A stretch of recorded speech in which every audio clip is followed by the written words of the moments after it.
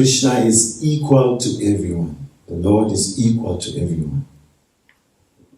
Someone may ask, what type of equality is this? Because we see on the battlefield of Kuruksetra that it seems like Krishna took sides. He took the side of Arjuna, not the side of Duryodhana. So what type of equality is this?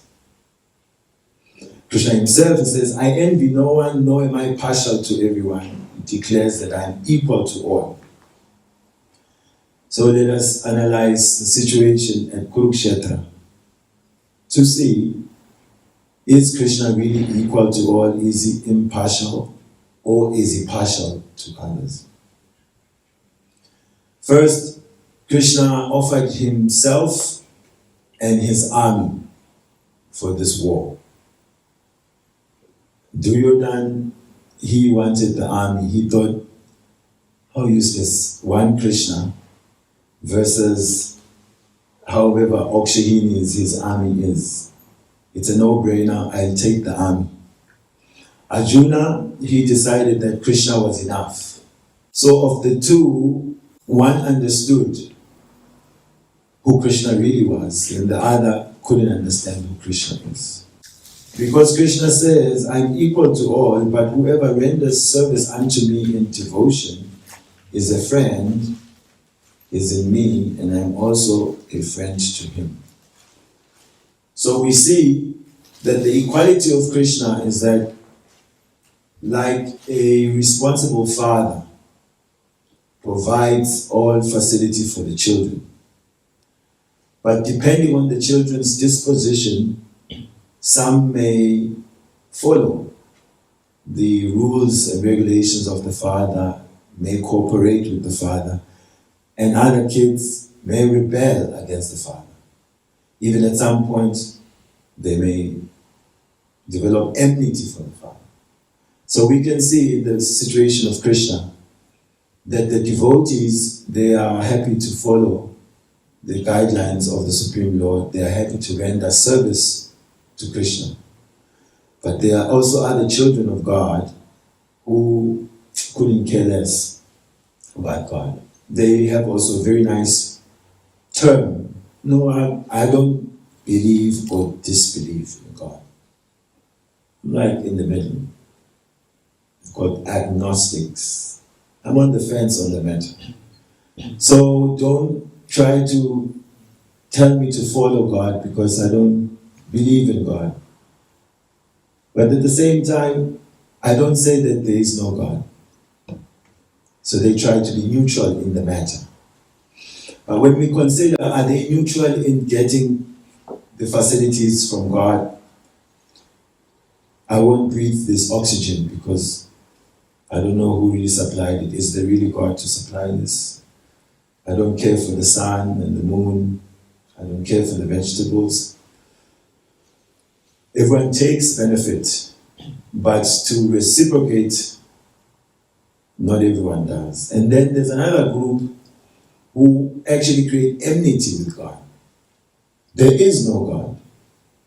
In fact, they get offended by the idea that there's God.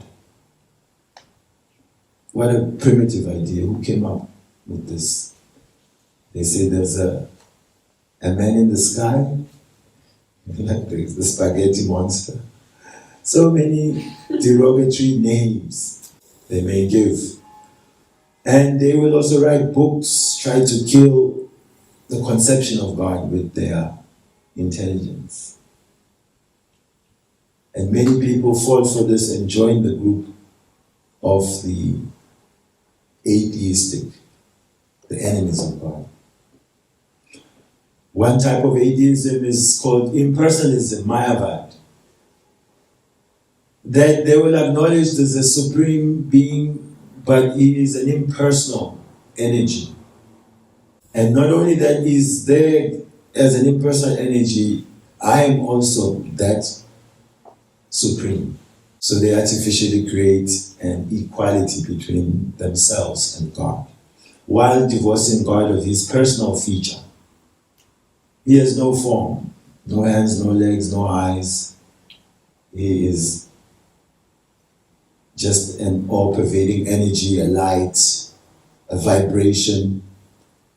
So because of the different dispositions of individuals, this results in how their conceptions about the existence of God are shaped.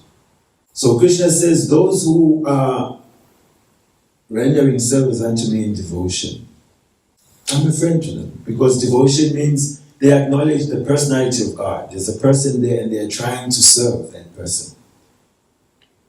Those who say I don't exist, well, I give them the necessity to stay alive, but there's no relationship. Because relationship means service. So his equality is that like the responsible father takes care of all, but his impartiality becomes partiality due to the relationship of service. So therefore the paradox that Krishna is impartially partial. How is he impartially partial? We've just explained that as the laws of nature, Maya Dakshena Prakriti Suyate Sacharachara, Hetunanina Kontea Jagat Viparivatite. All moving and unmoving things, they come from him. He is indirectly controlling everything. So the laws of nature, action and reaction, they deal with everyone impartially. It's a machine that just keeps on grinding. You put a coin, you get the product out of the vending machine. It doesn't matter if you are an atheist, impersonalist, agnostic, theistic. If you put the right amount of money in the vending machine, you should get the product that you. So every action is giving a reaction. However, the partiality comes there that whoever invites the Lord for a relationship, then the laws of nature are no longer just acting on them, but then the Lord, who is in charge of all material functions, he particularly enters the scene and adjusts the calm. Prabhupada will give an example of a man can be famous as a charitable person and also a lover of children. So he loves children, and there's some children at a kindergarten. His children also go there. If the kindergarten is on fire and the man runs in and saves his own kids, who will blame him? Oh, you said you love children, but how come you only saved your children? Because it's his own children. Naturally, his heart flows in affection for his own kids. And when there's danger, he will save his children first. And that doesn't mean he doesn't love children, but it just means that he loves his children more. And it's just, the law of nature is like that. So, Krishna also, all living beings are his parts and parcels.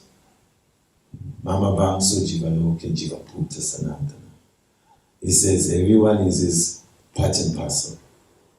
And so he provides for everyone.